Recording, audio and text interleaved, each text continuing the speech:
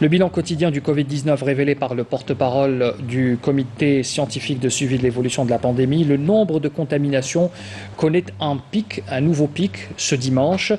Mais il faut relever également que le nombre de décès connaît une baisse. Et on voit cela en détail avec le docteur Djamel Fourar. Aujourd'hui, on est le dimanche 28 juin 2020. Nous allons vous donner un point de situation concernant l'évolution de la pandémie du Covid-19 en Algérie depuis le début à ce jour. Pour les principaux indicateurs au cours des 24 dernières heures, nous avons enregistré 305 nouveaux cas, 169 patients guéris, 44 patients en soins intensifs et 5 décès. Avec l'enregistrement de 305 nouveaux décès, nous avons un total de 13 273 cas, soit une incidence de 30 cas pour 100 000 habitants. Et nous voyons que nous avons 33 wilayas en dessous de la moyenne nationale et 15 wilayas au-dessus de la moyenne nationale.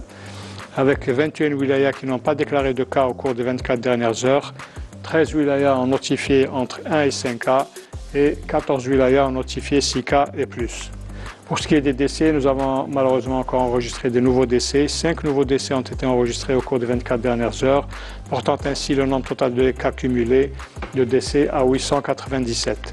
74% des décédés ont sont âgés de 60 ans et plus, et 4 sur les 5 décédés ont une pathologie chronique, une comorbidité associée, soit diabète, soit l'hypertension ou les deux associés. Pour ce qui est des patients guéris qui ont quitté les établissements hospitaliers, leur chiffre à ce jour est de 9 371, dont 169 sont guéris et ont quitté les établissements hospitaliers durant les 24 dernières heures.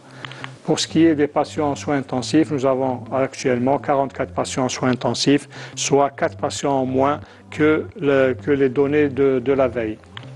Et pour terminer, nous restons toujours sur des conseils de prévention de manière générale, l'hygiène de manière générale, la distanciation sociale et surtout le port de masque qui est maintenant obligatoire.